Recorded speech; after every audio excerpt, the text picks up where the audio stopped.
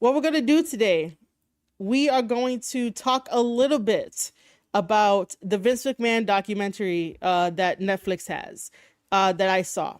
For some reason, I was only able to see like episode 1, 3, and 4. I couldn't see anything else.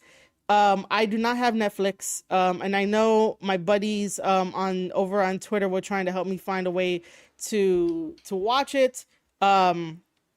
I will be exploring those options, but at the very, very moment, I just saw episode 1, 3, and 4. And by the way, I can understand people's mixed reactions to it.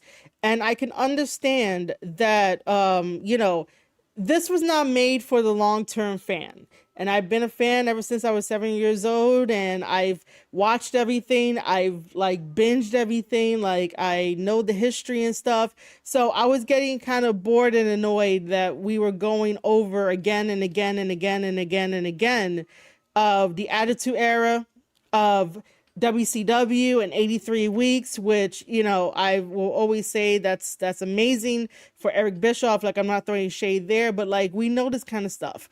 We also have the documentary of like who killed WCW. So again, that's another layer of talking about 83 weeks until, they couldn't do it anymore. And then WWE like bought them out. But I do think that episode 1 of the Vince McMahon docu-series, for some reason I cannot say documentary. Like I say it that way now, and I don't know why. I don't know why I say it as documentary when it's documentary. Oh my god, I cured my way of saying it, but I think my brain is gonna go back to the other one. Do I know why my brain is saying it the other way? No, I don't. I guess I was trying to figure that out with you guys, but no, that's not the case. Okay, so see, my brain still wants to pronounce it as documentary. Like I don't fucking get it why they wants to do that. That's just a really weird aspect that I've been like struggling with for like I don't know, for the past couple of days. It feels like the past couple of weeks. Anyway, we're gonna call it docu-series. Because for some reason I can say that, but like to say documentary, like why am I pronouncing all the syllables? Someone let me know. Why am I pronouncing all the syllables? Anyway, I do want to say that episode 1 is the only one that has a bunch of notes that I wrote down, and I think that episode 1 was a really good hook because there was some stuff in there that was said that makes you think and you can learn from it. There are some really good quotes there. So what I'm going to do, even though I said I was going to email this out, and I'll probably email it today. I keep saying all this shit. I'm going to try and find a way to watch all of it. I know that episode 1 is going to be very intriguing for me to talk about and really dive deep into the ideas of the stuff that was talked about. I noticed that Vince has a very, very interesting outlook on how to be a businessman. And I am not sure when that started. And I say it that way because the Netflix presented it as if like, no, can I say? Well, first of all, Netflix did a very disappointing job. I'm just going to say that.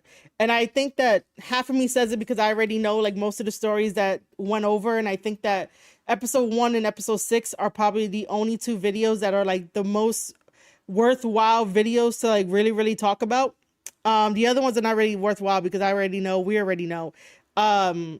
But I will say that Netflix really like did a very disappointing docu-series because they had the opportunity to like really try to show us and for us to make our own decisions and our own conclusions, even though that's asking for a lot in 2024 because everybody wants to follow and be a sheep and not understand like the gray area Vince McMahon is in the gray area. There is no like black and white and like choosing a side. Like if you really want to dissect Vince McMahon and his brain and everything that he went through, it has to be neutral. It has to be a layer of understanding, and then obviously there has to be like some layers of like moral issues and whatnot. But for the most part, it has to be neutral to understand the bigger picture of like what he was dealing with, what he was thinking, how he was thinking. Like, to try and understand Vince McMahon, there is no black and white. There is no pick your side or else. It is down the middle, and that is what I want to try to do with episode 1, that it is down the middle. Because again, this is a guy that he even said in the first episode, I'm not sure if people picked up on this, but he is a guy in the first episode that said that he is still trying to figure out who he is. This guy is hitting close to 80 years old, and he said that he is still trying to figure out who he is. And that is very, very powerful at this stage in the game and this late in the game when it comes to, you know, who is Vince McMahon, like what is he doing, like all this kind of stuff. I do think that people most of the time just jump the gun and they want to be a pretend activist when it comes to talking about Vince McMahon rather than trying to listen, digest what he's saying, and even listen again. Because sometimes on the first listen, you don't get everything. You don't hear everything. And then on the second, third listens, you're like, okay, now I understand a little bit more. Now I can, you know, talk about it a little bit more. But I do think that episode 1 of the docu-series is very well done for me to have like good notes to go over, good stuff to like live by and practice, even though like it's probably like pretty heavy, but like in the world that we built, right? And we're talking about America. We built such a capitalistic system that if you look at the way that Vince did business,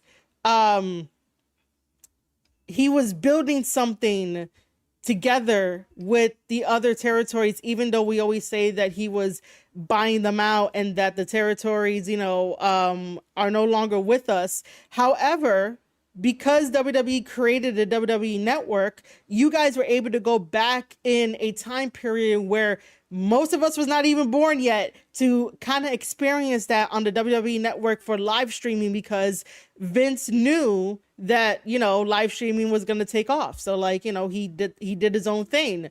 The one thing that you cannot take away from Vince McMahon is that like he did it all on his own. He did everything on his own. He decided to build this empire, and now we have the empire in Triple H's hands, TKO's hands, even though that too can sort of be like, you know, is it really smart? You know, but as far as we've seen, it's been a very, very smart collaboration is not the word, because TKO like our stockholders, and Vince sold it to TKO. Which, by the way, in hindsight, it's hilarious, don't you think so? Because in the first episode, I should not like go any further talking about this, but in the first episode, they explained how Vince got, you know, WWF back then, and then now when Vince was like, yeah, I'm gonna sell it, like he didn't sell it to any of his kids. Like TKO came along, and his best friend in TKO, Ariel, is his name Ariel? Or is it Emmanuel? No, Ari Emmanuel. Yeah, okay.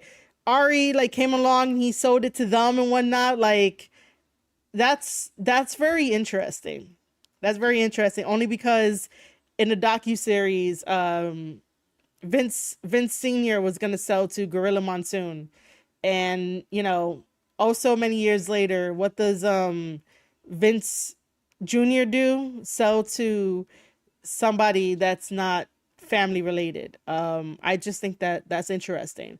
That should have been, you know, talked about. That should have been asked about. My thing with the Netflix documentary is that, of course, it's a hit piece, because they really want to make it seem like he's the bad guy. There is that quote where Vince says about Owen that people came to pay to see a show and not someone die. And morally, that's fucking wrong to say. Business wise, because he had mentioned that the lights were out and no one truly saw like how the tragedy happened except for maybe like the people in the front row, right? Because the lights are out, his reasoning and his thinking was that no one truly saw it, so they're not gonna know until everybody at the arena goes home, and eventually, like when the word gets out, they'll know. But his train of thought was the lights were off, no one truly saw anything, and they paid a ticket to watch the show. Now, do not come for me in the comments. Do not be upset with me that if you think I'm siding with Vince. No, this is what I mean when I'm going to call it right down the middle and be neutral, because you have to understand both sides. At this very moment on Netflix, they're presenting sort of one-sidedness, even though you have to really sit down and listen with an open mind and trying to think of, okay, so they're presenting us this one angle. What's the other angle? And that's where I come in to be like, yes, it is wrong. It was fucked up to say that kind of shit. However, you got to look at it from a business perspective, and this is what the thought pattern could have been. Maybe it was the same way that, again, because it was dark, and he mentioned that it was dark, like not everyone knows. But then again, if I also saw online that people were saying that, oh, how come they didn't clean up the blood or something like that, to that effect, right? And again, it goes back to the same thing of, even if they kept the lights dim for longer period of time, people are gonna like end up asking a lot of questions. There'll be a lot of rumbling and whatnot, especially if they get bleach to clean out the blood. But I'll tell you right now that this is a little tidbit. Sometimes on the indies, they don't really clean the damn canvases. We had that big thing, I think during like the pandemic or even a little after the pandemic, where like, they were like, yo, you got to start cleaning the canvases. Most of the time, when people run indie shows, those canvases are not clean. Even if they did decide to like put bleach or hydrogen peroxide to get the blood out, which, by the way, we all know that, right? We all know that. So I'm only saying that because like we all know that. I might, end up getting like a scratch or something and like blood comes out on my shirt, so I gotta take it off and I use hydrogen peroxide. But yeah, don't come for me for that. I'm just a small content creator. But yeah, so even if they did try to get it out, it will still make everybody nervous. It'll still make everybody question everything, even if they did put on the lights and like they had Owen there and people were like, what the fuck happened? But for the most part, it takes, I don't know the process on how long it takes to clean the canvas, but like even if they did try to get the blood out, it would look so weird. There'll be a lot more questions than answers, and then people will not try to like focus on the show. But again, don't come for me, because I did say that it was wrong, like the way that Vince said it, but I'm trying to give you the perspective and the mindset for why he said it that way. And it's like, it's fucking stupid. And I did see someone on Threads blaming Vince for, saying that, Vince like literally had him like fall and whatnot. And it's like, you don't know the other story. There is a missing piece to the story when Netflix tells it. There's obviously people up there with him on the Raptors, right? Because they have to tell him to, go to jump or whatnot, right? But I remember a version of the story, and this is from like watching so many documentaries about it, that like somebody had pushed him.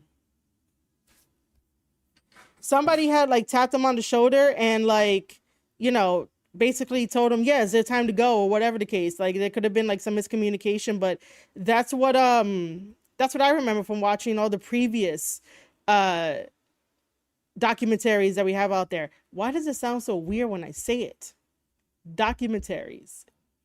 But I know it's a touchy subject. I know that it's, you know, very, very like super sensitive. I totally get it.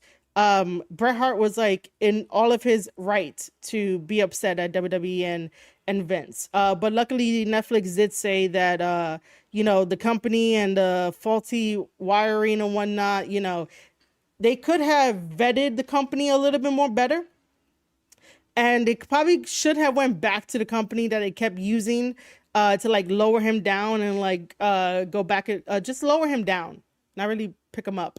But again, I remember that somebody there was just like, you know, giving him the cue when it really wasn't, or it could have been miscommunication, and then bam, that shit happened, which is very, very unfortunate.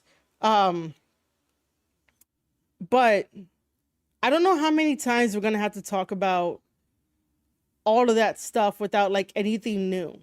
There was nothing new that we learned after like so many years, and I'm talking about in general about like all the stuff that they talk about in the Attitude Era, mentioning WCW. Did I find anything interesting during the WCW thing? Um, Other than that, like Vince was waiting for the perfect time to you know, make a comeback. Um and then that's where like it sort of just stopped for me, because again, I the other two videos I couldn't watch. So I had to find a way to like watch the rest of it. But like I said, episode 1 and episode 6 are probably the only two that are like the good episodes, because I already know about the in between. But yeah, Netflix definitely made a docu-series that is for casual fans. Now,